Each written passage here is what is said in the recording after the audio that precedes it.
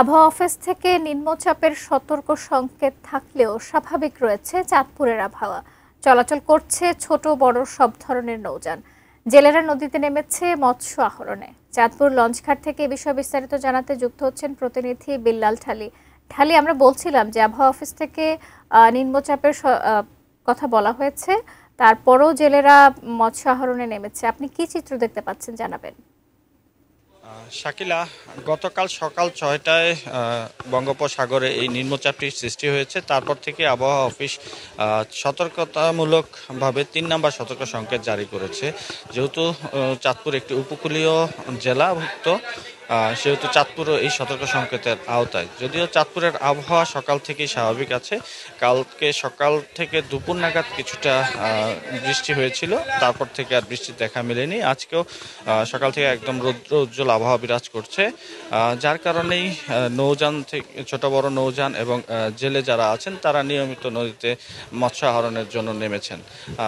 এখন আজকে চাঁদপুরের আবহাওয়া যদিও ২৮ ডিগ্রি সেলসিয়াস, কিন্তু আর্দ্রতার কারণে এটি অনুভূত হচ্ছে ৩৩ ডিগ্রি সেলসিয়াস। যদি আবহাওয়া অফিসের যেই আবহাওয়া বিজ্ঞপ্তি ছিল সেখানে সর্বনিম্ন আবহাওয়া ২৯ ডিগ্রি পর্যন্ত থাকার কথা আজকে তারা জানিয়েছিল।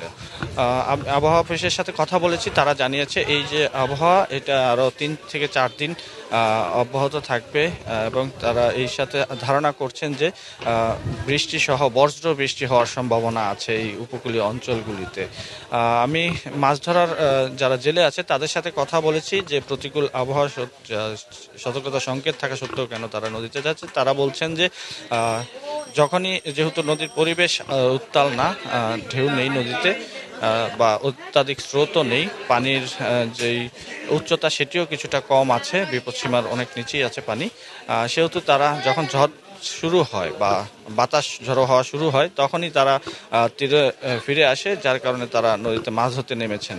এছাড়াও নৌ পুলিশ, কোস্টগার্ড, এছাড়া প্রশাসন যারা আছেন তারা কিন্তু মনিটরিং করছেন বিষয়গুলি। যখনই আবহাওয়া দুর্যোগপূর্ণ তারা মনে করবেন তখনই তারা হয়তো এই যে লঞ্চ চলাচল বা জেলেদেরকে সতর্ক করা এইসব বিষয়ে আরও কার্যকর পদক্ষেপ নেবেন। এছাড়া দুর্যোগ মোকাবেলার জন্য প্রস্তুত আছে জেলা দুর্যোগ ও ত্রাণ অধিদপ্তর। তাদের কাছে পর্যাপ্ত পরিমাণ শুকনো খাদ্য কিন্তু মজুদ আছে। এছাড়াও প্রতিটি উপজেলায় তারা গৃহহীনদের জন্য এই দুর্যোগকালীন সময়ের জন্য কিন্তু অর্থ বরাদ্দ রেখেছেন। শাকিলা।